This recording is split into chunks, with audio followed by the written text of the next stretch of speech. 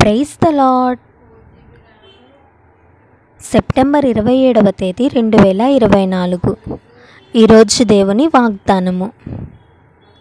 నా ఆజ్ఞలను నా న్యాయ విధులను అనుసరించిన ఎడల నేను అతని రాజ్యమును నిత్యము స్థిరపరచుదును.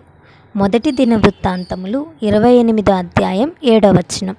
ఈ వాక్యం ద్వారా మనం తెలుసుకోవాల్సిన విషయం ఏంటంటే, మనలో చాలామందికి నిలకడలేని జీవితాలు కలిగి ఉంటాం. మన ఆత్మీయ జీవితంలో స్థిరత్వం అనేది ఉండదు. ఎందుకు అంటే మన హృదయంలో వాక్యం ఉండదు కాబట్టి, మనము దేవుని ఆజ్ఞలకు లోబట్టం లేదు కాబట్టి మనము ఆత్మలో స్థిరం లేకుండా జీవిస్తూ ఉంటాం. మత్తయి సువార్త 7వ అధ్యాయంలో ఒక వాక్యం ఉంటుంది, బండ మీద ఇల్లు కట్టుకున్నవాడు బుద్ధిమంతుని పోలి ఉంటాడు అని.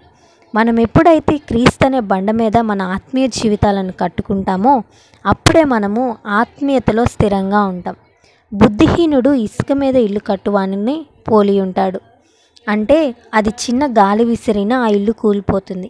మనలో చిన్న కష్టం వచ్చినా, నష్టం వచ్చినా, వ్యాధి వచ్చినా కానీ మన ఆత్మీయ జీవితాన్ని కోల్పోయి లోకం వైపు పరిగెత్తుతూ ఉంటాం.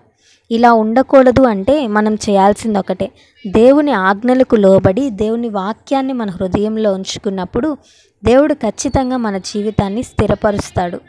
అట్టి నడిపింపు దేవుడు మనందరికీ దయచేయునుగాక. ఆమేన్.